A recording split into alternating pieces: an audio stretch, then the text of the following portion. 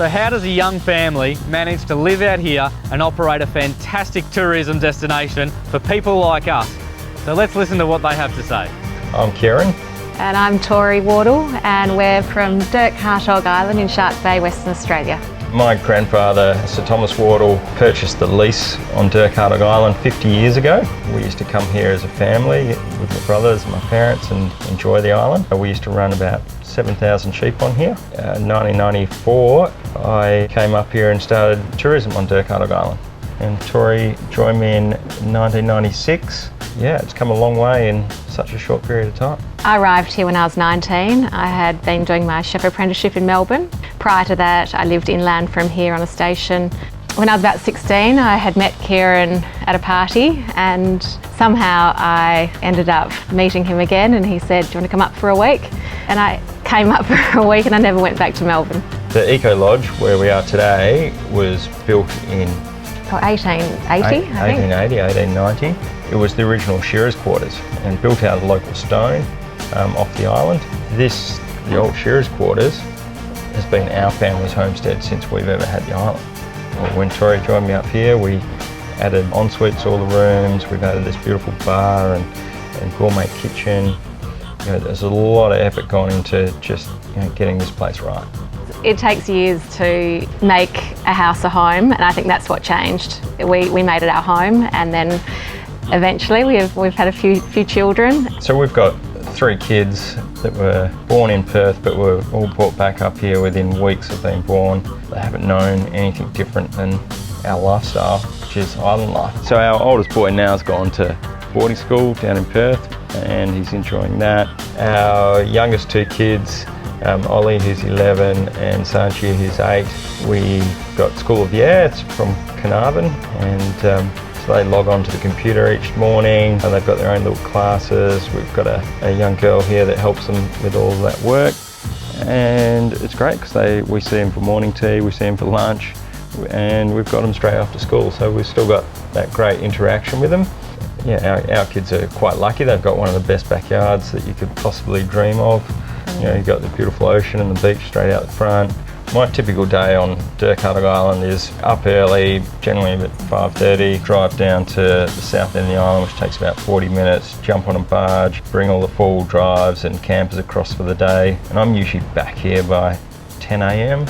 if everything goes smoothly, and then I'm usually keeping this place running, whether it's the generator, the power, the water. If guests are staying with us in the lodge and they want a guide for the day, we'll put them in our 4-wheel drives and take them down to the surf point or blowholes. If they want to go for a fish or a snorkel, we'll jump on the boat. My day is quite different to Kieran's. I'm up pretty early too, sometimes depending on what the guests want to do. It's either a cooked brekkie or a continental brekkie. Packed lunch is like a normal picnic lunch, but everything's homemade. I'm in the kitchen all day long because I bake pretty much everything and cook everything from scratch. Our closest shops would be, it's about an hour there, an hour back, and I'd never be able to duck into Denham to pick up a quick thing that I might need. So occasionally we have to fly things in if we really need our supplies quickly.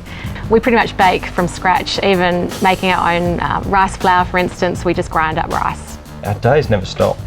You know, we're always trying to please and trying to keep guests entertained and make sure that they get the best possible experience when visiting Dirk Hartog. The island's got quite a different variety of accommodation and ways to explore the island. So one of the most popular now is people bringing their own 4-wheel drives. We've got a little barge from Steep Point, the most western point of Australia. It only takes about 15 minutes to get across, and then they've got this amazing island which is about 90 kilometres long, 15 kilometres wide, to explore and camp. And a lot of people come and stay with us in the lodge where we do all the food, and we've got this amazing rustic luxury accommodation which is just an oasis on the water's edge. We've also got a little self-contained villa with 3 bedrooms, and that's really popular with young families. We've got about 20 campsites here that we can cater for 20 vehicles, and it's really nature-based and back to wilderness type camping.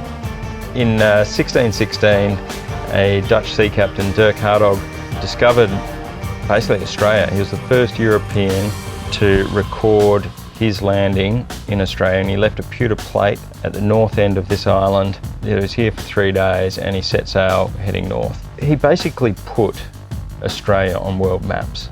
In 2009, Dirk Hartog Island became a national park, and national parks have this most amazing project happening called Return to 1616. It started about 8 years ago when we got rid of the sheep, and they got rid of feral goats and feral cats, and reintroducing native animals to Dirk Hartog. They've just done an amazing job with it. The banded hair wallaby and the rufous hair wallaby have already been introduced and started having babies, so it's successful. What they're doing is absolutely amazing. Can't wait for the future when there's lots of little animals running around that have been endangered for many years.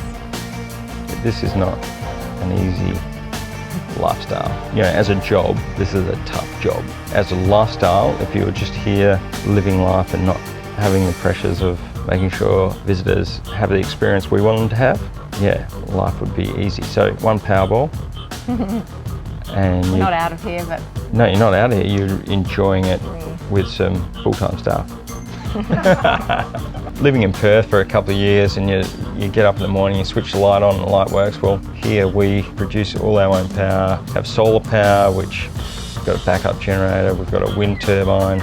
All our water comes from 7 kilometres away, so we have to pump that with a windmill to tanks up the top of the hill, then it's gravity fed. So there's a lot of work just getting the basics to make everything operate smoothly. But it's great fun doing all that, you know, managing all of those little things, and at the end of the day, it all works.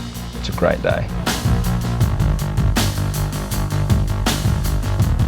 We have a variety of events all year round, and they're listed on our website, and anything from gourmet food events to different four-wheel drive events, and yeah, so check the website out.